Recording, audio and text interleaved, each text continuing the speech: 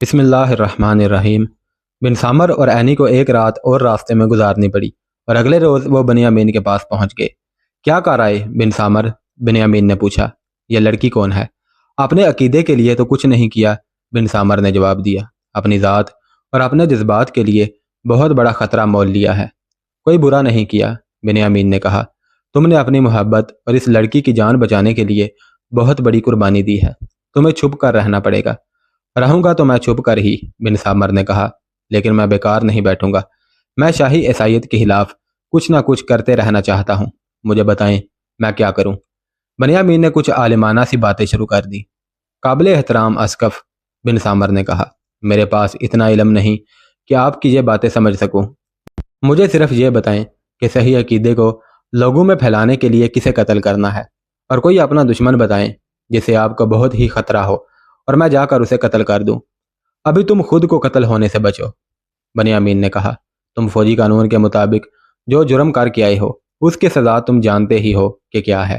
ابھی اپنے آپ کو روپوش رکھو، کچھ عرصے بعد میں تمہارا حلیہ بدل کر تمہیں اصل مقصد کے لیے استعمال کروں گا۔ میں ایک بات سمجھتا ہوں، بن سامر نے کہا، ہرکل کو عیسائیت کی توہین کی جو سزا ملی ہے اس سے اس نے عبرت حاصل نہیں کی۔ شام کا اتنا بڑا ملک اس کے ہاتھ سے نکل گیا ہے اور اس کی آدھی سے زیادہ فوج مسلمانوں کے ہاتھوں کٹ مری ہے، اور اس وقت جو فوج اس کے پاس ہے اس پر عرب کے مسلمانوں کی ایسی دہشت طاری ہے کہ کوئی مذاق میں ہی کہہ دے کہ مسلمان مصر پر بھی حملہ کریں گے تو ہمارے فوجیوں کے رنگ پیلے پڑ جاتے ہیں۔ مذہب کی توہین جس نے بھی کی اسے ایسی ہی سزا ملی، بنیامین نے کہا۔ اسلام کی طرح عیسائیت بھی ایسا مذہب ہے جس پر خدا نے کتاب نازل کی ہے۔ ہرکل نے شہنشاہیت کے نشے میں اس مقدس کتاب کی خلاف ورزی کی ہے۔ مجھے نظر آ رہا ہے کہ مصر بھی ہرکل کے ہاتھ سے نکل جائے گا۔ مذہب کو فرقوں میں بانٹ دینا بہت بڑا گناہ ہے۔ کیا مسلمان مصر پر چڑھائی کریں گے؟ بن سامر نے پوچھا۔ اب تک کر چکے ہوتے، بنیامین نے کہا، لیکن مسلمانوں پر قحط کا ایسا عذاب نازل ہوا ہے کہ سارے عرب میں لوگ بھوک سے مر رہے ہیں۔ مجھے وہاں کی خبریں ملتی رہتی ہیں۔ قحط ختم ہونے تک تو مسلمان فوج کشی کی سوچ بھی نہیں سکتے۔ اسقف اعظم، بن سامر نے کہا، ایک بات دل میں آتی ہے، مسلمان جب کبھی مصر پر حملہ کریں گے تو ہمیں ان کے خلاف لڑنا پڑے گا، لیکن میں سوچتا ہوں کہ جس طرح مسلمان ہرکل کو اپنا دشمن سمجھتے ہیں اسی طرح وہ ہمارا بھی دشمن ہے۔ کیا ہمیں ہرکل کی وفاداری کرنی چاہیے؟ یہ مسئلہ میرے سامنے آ چکا ہے، بنیامین نے کہا۔ شام سے 3 مسلمان جاسوس میرے پاس آئے تھے۔ انہوں نے اپنے آپ کو عیسائی ظاہر کیا تھا، لیکن میں نے ان کی اصلیت جان کر انہیں بتا بھی دیا تھا۔ وہ کہتے تھے کہ مسلمان لشکر مصر پر حملہ آور ہو تو عیسائی ہرکل کے خلاف حملے سے پہلے یا حملے کے دوران باغی ہو جائیں۔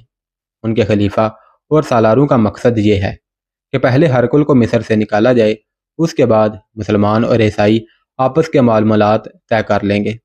تمہارے سوال کا جواب یہ ہے کہ مسلمانوں کے ساتھ جنگ کی صورت میں قبطی عیسائی تماشائی بنے رہیں گے، لیکن یہ بھی سن لو کہ ابھی یہ میرا آخری فیصلہ نہیں، البتہ یہ فیصلہ ضرور ہے کہ قبطی عیسائی ہرکل کے وفادار نہیں ہوں گے۔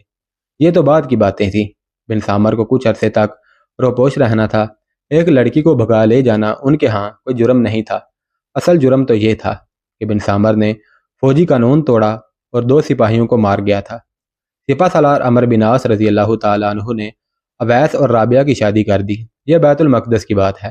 عمرو بن عاص اب امیر المؤمنین حضرت عمر رضی اللہ تعالیٰ عنہ کے پاس مدینہ جانا چاہتے تھے تاکہ ان سے مصر پر حملے کی اجازت لیں، مگر ان کی روانگی سے پہلے ہی مدینہ سے پیغام آ گیا کہ خشک سالی نے ایسا قحط پیدا کر دیا ہے کہ لوگ مر رہے ہیں۔ اس کے بعد تو کسی کو ہوش ہی نہ رہی کہ قحط زدہ لوگوں کے پیٹ میں روٹی ڈالنے کے علاوہ کچھ اور بھی سوچ سکتے۔ قحط کی تباہ کاریاں 9 مہینے پورے جوش و خروش سے جاری رہیں۔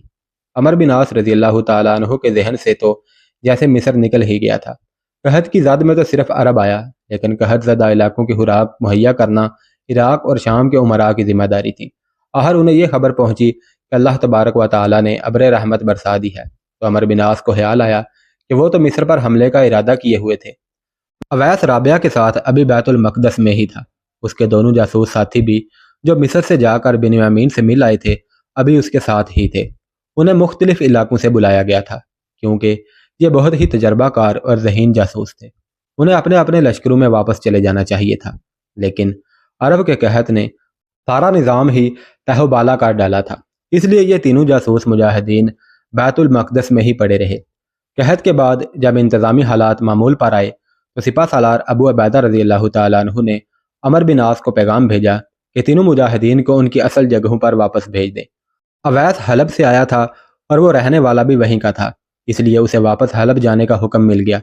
رابعہ جو قبول اسلام سے پہلے روزی ہوا کرتی تھی، مصر سے واپس آتے ہی اویس کے پیچھے بڑھ گئی تھی کہ وہ حلب اپنے ماں باپ سے ملنے کے لیے جانا چاہتی ہے۔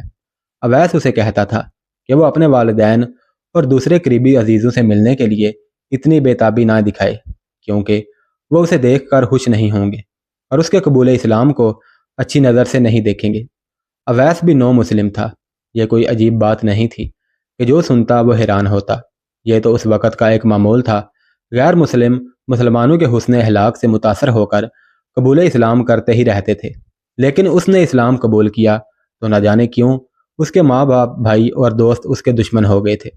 صرف ایک وجہ سمجھ میں آتی ہے، جو یہ ہو سکتی ہے کہ اویس غیر معمولی طور پر دلیر اور بے خوف تھا، اور اس کا جسم تو پھرتیلا تھا ہی، اس کے دماغ میں ایک خاص قسم کی مستعدی اور دانش مندی تھی۔ اس کے عزیزوں نے یہی سوچا ہوگا کہ اتنا قیمتی اور ایسا جوان سال آدمی ان کے ہاتھ سے نکل گیا ہے۔ اس نے رابعہ کو یہ صورتحال یاد دلائی تھی، اور یہ بھی کہ خود رابعہ نے اسے دھتکار دیا تھا۔ پہلے بیان ہو چکا ہے کہ رابعہ جب روزی ہوا کرتی تھی تو اویس کو جب وہ رابن ہوا کرتا تھا دل و جان سے چاہتی تھی، لیکن رابن جب اویس بن گیا تو روزی نے اسے واضح الفاظ میں یہ کہہ کر دھتکار دیا تھا کہ وہ اب مسلمان ہو گیا ہے۔ اب وہ رابعہ سے کہتا تھا کہ ایسا ہو سکتا ہے کہ رابعہ کے والدین اور رشتہ دار اسے بھی دھتکار دیں گے۔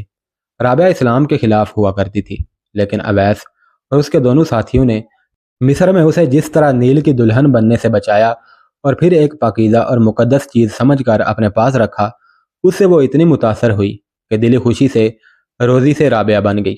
میں اپنے والدین سے ضرور ملوں گی، رابعہ اویس سے کہتی تھی۔ ایک تو وہ میرے والدین ہیں اور دوسرے میرا یہ ارادہ بھی ہے کہ انہیں قائل کروں گی کہ وہ بھی اسلام قبول کر لیں۔ اس نے یہ بات اویس سے 3-4 مرتبہ کہی تھی، اور ہر بار اویس اس کی یہ بات سن کر ہنس پڑا تھا۔ اویس کی مجبوری تھی کہ اسے حلب واپس جانا پڑا، ویسے اس نے حلب کو دل سے اتار دیا تھا۔ رابعہ بہت ہی خوش تھی کہ وہ اپنے شہر اپنے ماں باپ کے پاس جا رہی ہے۔ حلب پہنچ کر اویس رابعہ کو اپنے ٹھکانے پر لے گیا۔ پہلے تو وہ غیر شادی شدہ مجاہدین کی طرح لشکر کے ساتھ رہتا تھا، لیکن اب بیوی ساتھ ہونے کی وجہ سے اسے لشکر کی طرف سے چھوٹا سا ایک مکان دے دیا گیا۔ اویس کو اپنے کسی عزیز سے ملنے کا ذرا سا بھی شوق نہیں تھا، لیکن رابعہ نے اسے ضد کر کے تیار کر لیا کہ اس کے ماں باپ سے ملنے چلے۔ اویس اسے ناراض نہیں کرنا چاہتا تھا، اس شرط پر اس کے ساتھ چل پڑا کہ وہ باہر کھڑا رہے گا، اور اگر اس کے والدین پسند کریں گے تو وہ اندر جائے گا۔ والدین کے دروازے پر پہنچ کر اویس باہر کھڑا رہا، رابعہ بچوں کی سی شوہی کرتی اندر چلی گئی۔ گھر کے جس فرد نے بھی اسے دیکھا وہ حیران بعد میں ہوا، اس سے پہلے خوف زدہ ہوا کہ یہ ان کی روزی نہیں، اس کی روح یا بدروح ہے۔ روزی کو تو وہ مرا ہوا سمجھ بیٹھے تھے۔ وہ پاگل پن کی کیفیت میں شہر سے بھاگی تھی۔ 1 سال اور کچھ مہینے گزر گئے تھے، اب تو اس کی واپسی کی امید بھی ختم ہو گئی تھی۔ کیا ہو گیا ہے تم لوگوں کو؟ رابعہ نے اپنے ماں باپ اور دیگر اہل خانہ سے کہا۔ میں زندہ ہوں، لیکن پہلے سے زیادہ زندہ ہوں۔ کیا تم واقعی زندہ ہو روزی؟ ماں نے بازو پھیلا کر اس کی طرف بڑھتے ہوئے پوچھا۔ نہیں ماں، رابعہ نے کہا، روزی مر گئی ہے، میں اب رابعہ ہوں، میں مسلمان ہو گئی ہوں، میرا خاوند باہر کھڑا ہے، میں اسے اندر بلاتی ہوں۔ رابعہ کی ماں کے پھیلے ہوئے بازو نیچے گر پڑے۔ اسے روزی کا قبول اسلام بہت برا لگا تھا۔ روزی نو عمر لڑکی تھی، اسے ابھی اتنا تجربہ حاصل نہیں ہوا تھا کہ چہرے کی کیفیت سے اس کا رد عمل محسوس کر سکتی۔ ویسے بھی وہ جذبات کے غلبے میں آئی ہوئی تھی اور بہت خوش تھی۔ ماں اور دیگر اہل خانہ کا رد عمل سمجھے بغیر وہ باہر کو دوڑی اور اویس کو بازو سے پکڑ کر اندر لے گئی۔ اویس اس خیال سے اس کے ساتھ چلا گیا کہ اس کے والدین نے اسے اندر آنے کی اجازت دے دی ہوگی۔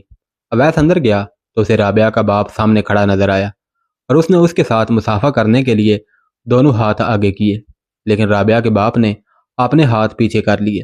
رابعہ کی ماں نے اویس کو حقارت سے دیکھا اور منہ پھیر لیا۔ رابعہ کے ایک بڑا بھائی اور اس کی بیوی بھی گھر میں تھی، ان دونوں نے بھی اویس کے ساتھ ایسی ہی حقارت امیز بے روحی کا مظاہرہ کیا۔ دیکھ لیا رابعہ، اویس نے کہا، کیا وہی نہیں ہوا جو میں کہتا تھا؟ انہیں بتاؤ میں تمہیں کہاں ملا تھا اور کس طرح تمہیں موت کے منہ سے نکالا تھا۔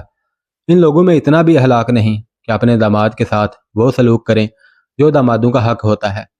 ہم نے تمہیں اپنا داماد نہیں بنایا، رابعہ کے باپ نے کہا۔ تم خود گمراہ ہوئے تھے اور تم نے ہماری بیٹی کو بھی گمراہ کر دیا ہے۔ ہم اس گھر میں تمہیں اچھے سلوک کا حق نہیں دے سکتے۔ رابعہ کا چہرہ غصے اور ندامت سے سرخ ہو گیا۔ اویس نے اسے کہا کہ وہ انہیں بتائے کہ لوگوں نے اسے دھوکے میں کہاں تک پہنچا دیا تھا، اور اویس نے اسے اپنے ساتھیوں کے ساتھ مل کر کس طرح بچا لیا تھا۔ رابعہ نے غصے سے کانپتی ہوئی آواز میں اپنے گھر والوں سے کہا کہ وہ بیٹھ جائیں اور سنیں کہ اس پر کیا بیتی تھی اور کس طرح اللہ نے یہ 3 فرشتے آسمان سے اتارے تھے۔ سب بیٹھ گئے۔ رابعہ نے اویس کو اپنے پاس بٹھا لیا اور اس پر جو بیتی تھی وہ سنانی شروع کر دی۔ وہ جو سناتی جا رہی تھی اس کے گھر کے افراد کے چہرے نارمل حالت میں آتے جا رہے تھے۔ آخر میں اس نے کہا کہ وہ اس قدر مجبور اور بے بس تھی کہ اویس اور اس کے ساتھی اسے جتنا چاہتے خراب کر سکتے تھے، لیکن انہوں نے فرشتوں جیسا سلوک کیا۔ میں اس اخلاق اور سلوک سے متاثر ہو کر مسلمان ہوئی ہوں، رابعہ نے کہا۔ ورنہ تمہیں یاد ہوگا ماں، میں اویس کو دلی طور پر چاہتی تھی جب یہ رابن ہوا کرتا تھا، لیکن یہ جب مسلمان ہوا تو میں نے اس سے تعلق توڑ لیا تھا۔ میں کہتی ہوں کہ جتنا اچھا اخلاق مسلمانوں کا ہے اتنا کسی اور کا ہو ہی نہیں سکتا۔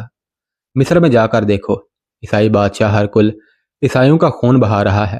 وہاں تو یہ مسئلہ ہی حل نہیں ہو رہا کہ سچی اور صحیح عیسائیت کون سی ہے، بادشاہ کی یا رعایا کی۔ رابعہ بولتی چلی گئی۔ اویس خاموش بیٹھا رہا اور گھر کے افراد چپ چاپ سنتے رہے۔ میں تو کسی اور ارادے سے آئی تھی، رابعہ نے کہا۔ میں کہتی ہوں تم سب اسلام قبول کر لو۔ کون سے مسلمانوں کی بات کر رہی ہو؟ باپ نے کہا۔ وہ مسلمان کوئی اور تھے جن کے اخلاق سے غیر مسلم متاثر ہو کر مسلمان ہو جاتے تھے۔ اسلام نے شراب کو ویسے ہی حرام قرار دیا ہے جیسے خنزیر کو۔ میں جانتا ہوں مسلمان شراب کی بو سے بھی بھاگتے ہیں، لیکن یہاں بعض مسلمانوں نے شراب نوشی شروع کر دی ہے اور وہ شراب کو حلال سمجھنے لگے ہیں۔ میں نہیں مانتا، اویس نے کہا۔ آپ یہ کہیں کہ میں نے اور آپ کی اس بیٹی نے اسلام قبول کر کے اچھا نہیں کیا۔ مسلمانوں پر جھوٹا الزام عائد نہ کریں۔ یہ الزام نہیں، رابعہ کے باپ نے کہا۔ میں تمہیں ایسے مسلمان دکھا سکتا ہوں اور دکھاؤں گا۔ یہ ان کا ذاتی فعل ہے، اویس نے کہا۔ اسلام نے یا خلیفہ نے یا مسلمانوں نے بحیثیت قوم انہیں شراب پینے کی اجازت نہیں دی، نہ ہی اسلام نے شراب کو حلال قرار دیا ہے۔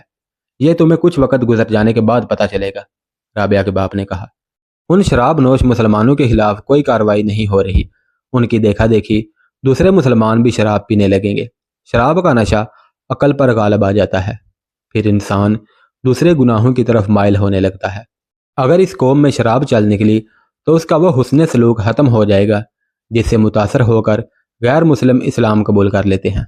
اویس کے ساتھ رابعہ بھی اکتانے لگی کہ اس کا باپ اسلام اور مسلمانوں کے خلاف ناپسندیدگی اور بیزاری کا اظہار کر رہا ہے۔ اپنے باپ کو وہ جانتی تھی کہ اپنے مذہب کے معاملے میں وہ بڑا ہی سخت ہے، بلکہ عیسائیت اس کے دل و دماغ پر جنون کی طرح طاری تھی۔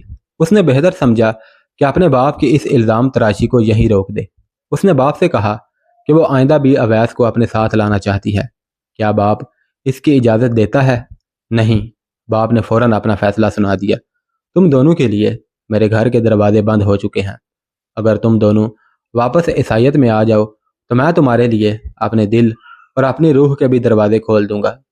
ہم اب کسی غلط دروازے میں داخل نہیں ہوں گے، اویس نے کہا اور اٹھ کھڑا ہوا۔ رابعہ کو اٹھایا اور بولا، چلو رابعہ، میں اپنی توہین اور بے عزتی برداشت کر سکتا ہوں، اسلام اور مسلمانوں کے خلاف ذرا سی جھوٹی تہمت بھی برداشت نہیں کروں گا۔ میں یہاں کئی اور عیسائیوں کو مسلمان کر لوں گا، شاید تم ایسا نہیں کر سکو گے۔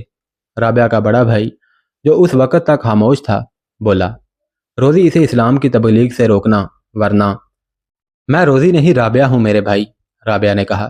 یہ اپنے مذہب کے لیے جو بہتر سمجھے گا کرے گا، میں اسے نہیں روکوں گی۔ اویس اور رابعہ وہاں سے نکل آئے۔ رابعہ کا بھائی دونوں کو دروازے سے نکل جانے تک گھورتا رہا تھا۔ اویس بہت بہادر مجاہد ہی سہی، بڑا ذہین اور عقل و دانش والا جاسوس ہی سہی، لیکن وہ رابعہ کے بھائی کی نیت اور نظریں نہ بھانپ سکا۔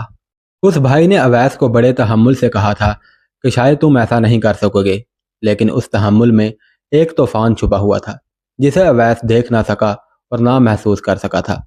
اس گھر سے نکل کر وہ رابعہ سے کہتا جا رہا تھا کہ وہ پھر کبھی اسے یہاں نہ لائے، نہیں لاؤں گی اویس، رابعہ نے کہا۔ توقع نہیں تھی کہ میرے ماں باپ مجھے اس طرح دھتکار دیں گے۔ ایک خیال رکھنا اویس، میرا باپ مذہب کا پرستار ہے، لیکن میرا یہ بھائی ٹھیک آدمی نہیں۔ یہ میرا کیا بگاڑ لے گا؟ اویس نے کہا۔ اس کے ساتھ میرا کوئی تعلق ہی نہیں، نہ اس کے ساتھ کوئی تعلق رکھنا ہے۔ رابعہ نے یہ جو کہا تھا کہ اس کا بھائی ٹھیک آدمی نہیں، اس کا اسے اندازہ نہیں تھا کہ وہ ٹھیک آدمی نہیں تو کس حد تک برا آدمی ہے اور اس میں کیا برائی ہے۔ رابعہ کا یہ بھائی مسلمانوں کا جانی دشمن تھا۔ رومی فوج میں عارضی طور پر شامل ہو کر ایک دو مرتبہ مسلمانوں کے خلاف لڑا بھی تھا، لیکن یہ محسوس کر کے کہ مسلمانوں کو میدان جنگ میں شکست نہیں دی جا سکتی، وہ فوج سے نکل آیا اور مسلمانوں کے خلاف زمین دوز تحریبی کارروائیوں کا ارادہ کر لیا۔ اس نے 3-4 اپنے جیسے دوستوں کو ساتھ ملا لیا تھا، لیکن ابھی تک وہ کوئی ایسی تحریبی کارروائی نہیں کر سکا تھا جس سے مسلمانوں کو کوئی نمایاں نقصان پہنچتا۔ اس نے تبلیغی مہم بھی شروع کر دی تھی جو کامیاب نہ ہو سکی۔ یہ بھی معلوم ہوتا ہے کہ اس شخص کو اپنے مذہب عیسائیت کے ساتھ کوئی دلچسپی نہیں تھی۔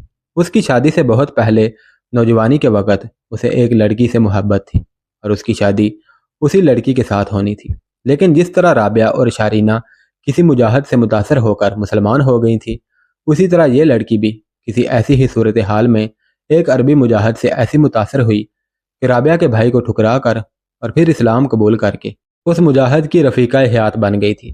اب اس شخص کی اپنی بہن نے اسلام قبول کر کے ایک نو مسلم کے ساتھ شادی کر لی تو اسے اپنی پہلی محبت یاد آ گئی اور اس کے ساتھ ہی ایک بڑا ہی خوفناک ارادہ اس کے دل میں پیدا ہو گیا۔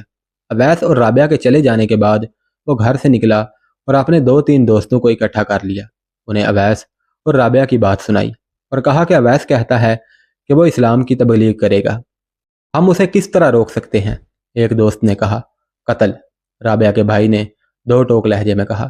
ہم نے آج تک کوئی ایسی کارروائی نہیں کی جس سے اسلام کا راستہ روکا جا سکتا ہے، ہم صرف باتیں کرتے رہے ہیں اور عملاً کچھ بھی نہیں کیا ہے۔ دوست اویس کے قتل پر رضامند ہو گئے اور سوچنے لگے کہ قتل کس طرح کیا جائے۔ کچھ دیر اس مسئلہ پر تبادلہ خیالات ہوتا رہا اور انہوں نے ایک طریقہ سوچ لیا۔ یہ بھی طے کر لیا کہ کون آدمی اویس کو جھانسا دے کر قتل کی جگہ تک لائے گا۔ 4-5 دن گزر گئے، اویس ان کے پھندے میں نہ آ سکا کیونکہ وہ اپنے فرائض میں مصروف ہو گیا تھا۔ ان دنوں میں جو گزر گئے تھے ان لوگوں کا یہ ارادہ مکمل طور پر مستحکم ہو گیا کہ اویس کو قتل کر کے ہی رہیں گے۔ ہر ایک روز اویس اس شخص کو مل گیا جس کے ذمہ یہ کام تھا کہ اویس کو جھانسا دے کر قتل والی جگہ پہنچائے گا۔ انہوں نے قتل کا منصوبہ نہایت اچھا بنایا تھا۔ رابعہ کے بھائی نے اویس کی اس بات کو سامنے رکھا تھا کہ وہ اسلام کی تبلیغ کرے گا۔ اویس کو دھوکے میں شہر سے باہر لے جانے والے آدمی نے اویس سے کہا کہ 2-3 عیسائی مسلمان ہونا چاہتے ہیں، لیکن وہ کچھ جاننا اور سمجھنا ضروری سمجھتے ہیں، وہ خود بھی مسلمان ہو جائے گا۔ اویس شام کے بعد اس شخص کے ساتھ اس طرف چل پڑا جہاں اسے قتل کرنا تھا اور پھر اس کی لاش غائب کر دینی تھی۔ اویس کے دل میں اسلام اور مسلمانوں کی ایسی محبت اور عقیدت پیدا ہو گئی تھی کہ اس نے یہ سوچنے اور سمجھنے کی ضرورت ہی محسوس نہ کی کہ یہ دھوکہ بھی ہو سکتا ہے۔ وہ اس شخص کے ساتھ شہر سے باہر نکل گیا۔ اسے یہ بتایا گیا تھا کہ یہ آدمی شہر سے باہر ایک جگہ بیٹھے ملیں گے اور وہاں بات ہوگی۔ اس قاتل پارٹی نے ہر کام یوں طے کر لیا تھا کہ یہ شخص اویس کو اس جگہ لے جائے گا اور رابعہ کا بھائی اپنے 2 دوستوں کے ساتھ وہاں پہلے سے موجود ہوگا اور کوئی بات کیے بغیر فوراً ہی اویس کا خاتمہ کر دیا جائے گا۔ اویس اس شخص کے ساتھ اس جگہ پہنچا تو وہاں کوئی بھی نہ تھا۔ اس شخص نے کہا کہ وہ لوگ ابھی آتے ہوں گے۔ دونوں وہاں انتظار میں بیٹھ گئے اور وقت گزرتا چلا گیا۔ یہ آدمی پریشانی کے عالم میں ادھر ادھر دیکھتا رہا۔ آخر اویس نے کہا کہ وہ اور زیادہ انتظار نہیں کر سکتا اور اگر یہ لوگ کچھ معلوم کرنا چاہتے ہیں تو کل میرے پاس آ جائیں اور میں انہیں کسی ایسے مجاہد سے ملوا دوں گا جو اسلام کے امور اور معاملات کو زیادہ اچھی طرح سمجھتا ہے۔ قاتل پارٹی کا یہ آدمی اکیلے تو کچھ نہیں کر سکتا تھا، نہ اسے یہ بتایا گیا تھا کہ پارٹی کا کوئی اور آدمی نہ آئے تو یہ کام وہ خود ہی کر دے۔ اس شخص نے اویس کو باتوں میں لگائے رکھا، لیکن وقت اتنا زیادہ گزر گیا تھا کہ خود اس شخص نے محسوس کیا کہ اب انتظار بیکار ہے۔ دونوں وہاں سے واپس آ گئے اور اویس اپنے ٹھکانے پر چلا گیا۔ میرا بھائی بہت ہی بیمار ہو گیا ہے، رابعہ نے اویس کو بتایا۔ تھوڑی دیر پہلے ان کے پڑوس میں رہنے والی ایک عورت ادھر سے گزری، میں تمہارے انتظار میں دروازے میں کھڑی تھی۔ عورت میرے پاس رک گئی اور اس نے بتایا کہ تمہارا بھائی 2-3 دنوں سے کسی ایسی بیماری میں مبتلا ہے کہ کسی سیانے کو پتہ نہیں چلتا کہ بیماری کیا ہے۔ 2-3 دنوں میں ہی وہ آخری وقت تک جا پہنچا ہے، اور ہو سکتا ہے آج کی رات اس کی زندگی کی آخری رات ہو۔ مجھے سمجھ نہیں آتی کہ بھائی کو دیکھنے جاؤں یا نہ جاؤں۔ جانا چاہتی ہو تو میں تمہیں روکوں گا نہیں، اویس نے کہا۔ مجھے ساتھ لے جانا چاہو تو بھی ساتھ چلوں گا۔ رابعہ کو اپنے گھر سے دھتکار کر نکالا گیا تھا، لیکن وہ آخر بہن تھی، اس سے رہا نہ گیا، اور وہ اسی وقت اویس کو ساتھ لے کر اپنے بھائی کو دیکھنے چلی گئی۔ اسے کسی نے گھر میں آنے سے روکا نہیں، شاید اس لیے کہ اس کے بھائی پر نزاع کا عالم تھا۔ بھائی کی بیوی اور اس کی ماں اور باپ رو رہے تھے۔ باپ نے رابعہ سے پہلے اویس کی طرف دیکھا اور اس کی آنکھیں بند ہو گئی۔ فوراً ہی بھائی کی آنکھیں کھلی، اس نے ایک ہچکی لی اور اس کا چہرہ ایک طرف ڈھلک گیا۔ وہ مر چکا تھا۔ اویس کو تو معلوم ہی نہیں تھا کہ اس شخص نے اسے قتل کرنے کے لیے پھندا لگا دیا تھا، اور اویس اس پھندے میں چلا بھی گیا تھا۔ لیکن اللہ کا کوئی بندہ اللہ کے ارادوں کو نہیں سمجھ سکتا۔ رابعہ کے آنسو بہنے لگے۔ ماں باپ نے اس کی طرف توجہ ہی نہ دی۔ ان کا جوان اور شادی شدہ بیٹا مر گیا تھا۔ اویس رابعہ کو وہاں سے لے آیا۔ دوسرے ہی دن پتہ چلا کہ رابعہ کے بھائی کا ایک دوست جو اویس کے قتل کی اس سازش میں شامل تھا، اسی بیماری میں مبتلا ہو گیا ہے۔ تیسرے دن وہ بھی مر گیا۔ اس کے ساتھ ہی اس کا وہ دوست بھی اسی بیماری سے چل بسا جو اویس کو قتل والی جگہ لے گیا تھا۔ اویس کو اللہ نے قتل ہونے سے صاف بچا لیا۔ اویس کو معلوم ہی نہیں تھا کہ جو مر گئے ہیں وہ اسے مارنے کی سازش کر چکے تھے۔ لیکن یہ بیماری صرف ان 3 دوستوں کے لیے ہی نہیں آئی تھی، بلکہ حلب کے پورے شہر میں یہ بیماری پھیل گئی۔ گھر گھر سے جنازے نکلنے لگے۔ طبیبوں نے بتایا کہ یہ طاعون کا مرض ہے۔ یہ ایسا لا علاج مرض تھا کہ جس پر اس کا حملہ ہوتا وہ 1-2 دنوں میں مر جاتا تھا۔ طبیبوں نے بہت کوشش کی کہ اس مرض کو روکا جائے، لیکن مرض پھیلتا چلا گیا اور اس نے پورے ملک شام کو لپیٹ میں لے لیا۔ تاریخ میں اس وبا کے متعلق جو تفصیلات آئی ہیں ان سے پتہ چلتا ہے کہ اس کی ابتدا فلسطین کے ایک قصبے امواس سے ہوئی تھی۔ اس دور کے لوگوں کو ابھی اتنی سوجھ بوجھ نہیں تھی کہ ایسی بیماریوں میں کیسی احتیاطی تدابیر اختیار کرنی چاہیے۔ عام ذہن کے لوگوں کو معلوم ہی نہیں تھا کہ ایک شخص کی بیماری دوسرے کو بھی لگ سکتی ہے۔ اسی لا علمی کا نتیجہ تھا کہ امواس سے چلنے والی بیماری شام تک پہنچی اور موت ہر گھر کے دروازے پر دستک دینے لگی۔ یہ مرض طاعون تھا، لیکن اس دور کے لوگوں نے اسے امواس کا مرض کہا تھا۔ بعض مورخوں نے بھی اسے یہی نام دیا ہے۔ قحط کے اثرات ابھی باقی تھے کہ اس وبا نے قحط کی تباہ کاریوں کو بھی مات کر دیا۔